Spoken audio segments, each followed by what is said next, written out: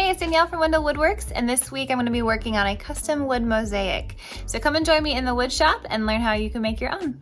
Step 1 is to determine the size and to make your backer.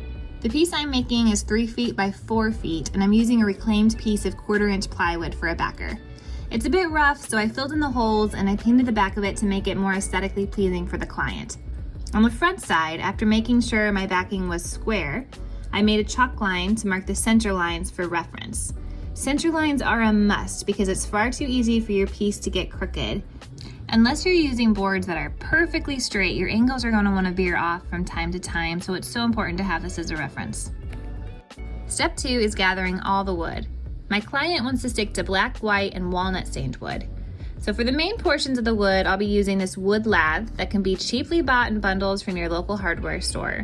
Wood lath is already cut down to a convenient size, so I recommend this to people wanting to make their first mosaics. You can also paint it in the colors that you want, but because I happen to have MDF in large quantities right now, I'm opting to use this for the color strips. And because it's in big sheets, I need to cut down the strips on the table saw. So I chose to match the size of the wood lath with my MDF strips. I also cut some thinner sizes to use as black accents. If I'm making a smaller piece, I like to use scraps that have been cut down and leftovers from previous projects to add different dimensions and textures into the mix. Okay, so I have all my wood prepped. I've got my walnut, my white, my black pieces, and the thin pieces for the accents. If you're wondering how I knew how much to prepare, how much wood to cut, I didn't. I just kind of guessed. And this is why a lot of people like to make the cuts before they do the painting, just so they're not being wasteful. But I just wanted to be able to play with the pattern and see it as I go, which is why I pre-painted. I guess I thrive with a little bit of chaos down here, and this is the method that I'm using this time. After your wood is prepped, it's time to set the miter saw to 45 degrees and cut. 45 is not the only angle that can be used for mosaics, but it is the simplest.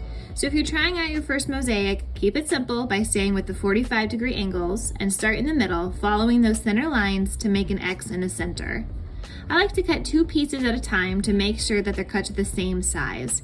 If you've pre-painted your pieces, a trick to this is making sure one piece is facing up and the other is facing down when you cut. That way the angles will come together on both front-facing sides.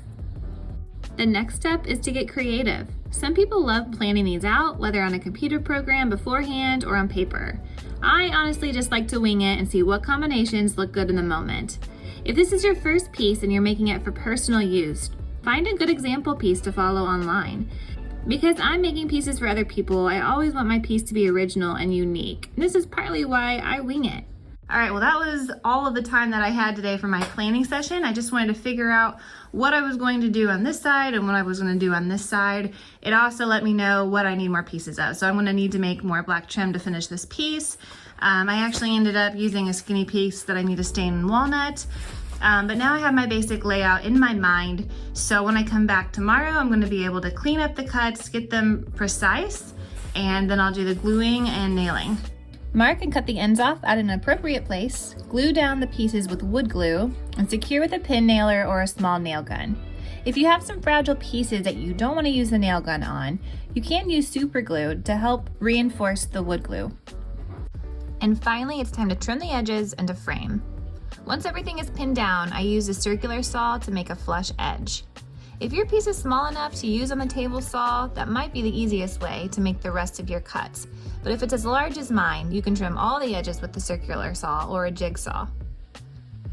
There are also several ways to frame, but for this particular piece, I'm going to keep using the lath just for consistency of wood and stain, and make a simple double frame by using pieces on the edge and then pieces on the top. Phew, okay, so the frame is on and now I'm gonna clean it up and think about what to do for a backer to hang it with. My favorite way to hang my artwork is a simple wire hung up on a monkey hook. There's a lot of expensive hardware out there that's excellent, but in my opinion, just more difficult to use. To add a wire backing, put screws or D-rings in about 1/3 of the way down on both sides and wind on an appropriate sized wire.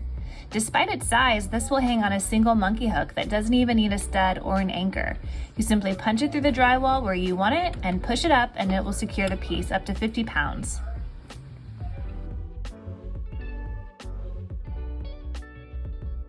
Thanks for watching, you guys. And if you're looking for some more woodshop tutorials, you can find some more projects to do right here. Happy creating!